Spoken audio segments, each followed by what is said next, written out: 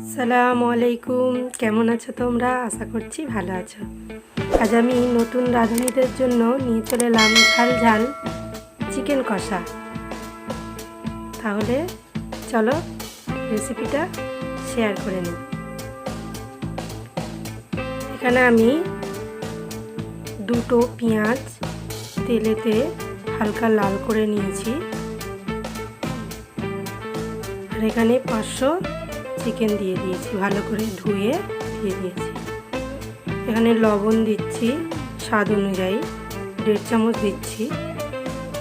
আদা রসুন বাটা দিলাম 2 চামচের মতো।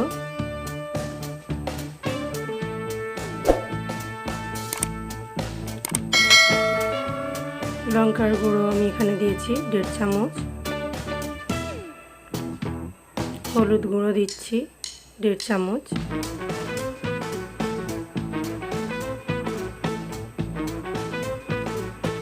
দিয়ে ভালো করে এই মশলাটাকে কষে নেব।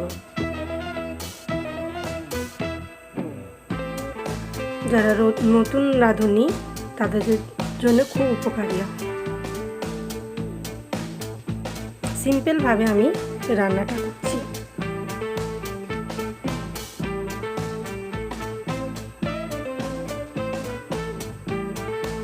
মুরগির মাংস, তাই হালকা কষাকষি করতে হবে, না হলে ছেড়ে যায়।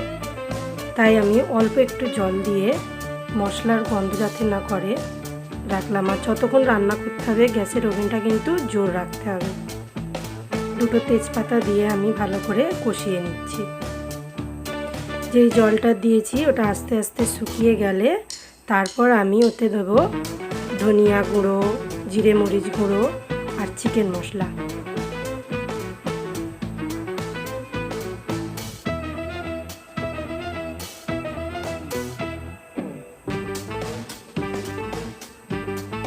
ভালোভাবে হালকা হাতে একটু কষিয়ে নিতে হবে।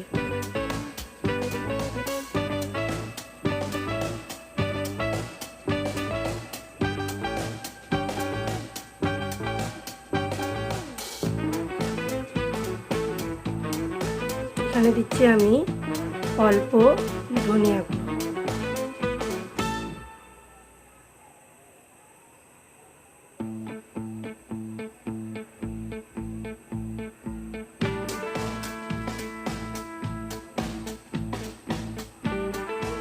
এটা চিকেন মশলা 1/2 চামচের মতো দিলাম।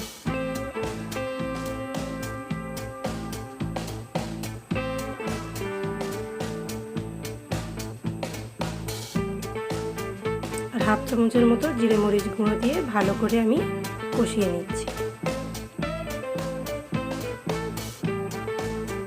তোমরা যারা এখনও আমার চ্যানেলটা সাবস্ক্রাইব করোনি তারা প্লিজ আমার চ্যানেলটা সাবস্ক্রাইব করে রেখো। পাশে থাকা বেল আইকনটা বাজিয়ে দিও পরবর্তী ভিডিওর নোটিফিকেশন সবার আগে পাওয়ার জন্য। আর যারা সাবস্ক্রাইব করেছো তাদের অসংখ্য ধন্যবাদ। আমি মাংস করাটা একটু স্কিপ করিনি, তার কারণ হচ্ছে পুরোটা যেন দেখে তোমাদের সুবিধে হয়। কষা হয়ে গেছে, এবার আমি জল দিয়ে দিলাম। মাংসটা ফুটে উঠলে এবার আস্তে করে সিম করে রেখে দিতে হবে, এই 15 মিনিট 25 মিনিট মতো। তারপরে যে যেরকম লবণের টেস্টটা দেখে নিতে হবে, তারপর নামিয়ে দিতে হবে। দেখো হয়ে গেল ঝাল ঝাল চিকেন কষা। রেসিপিটা যদি ভালো লাগে অবশ্যই লাইক করো, বন্ধুদের কাছে শেয়ার করে দিও। আর কমেন্ট সেকশানে অবশ্যই কমেন্ট করে বলো কেমন লেগেছে তোমাদের। ভালো থেকো, সুস্থ থেকো, আল্লাহ হাফেজ।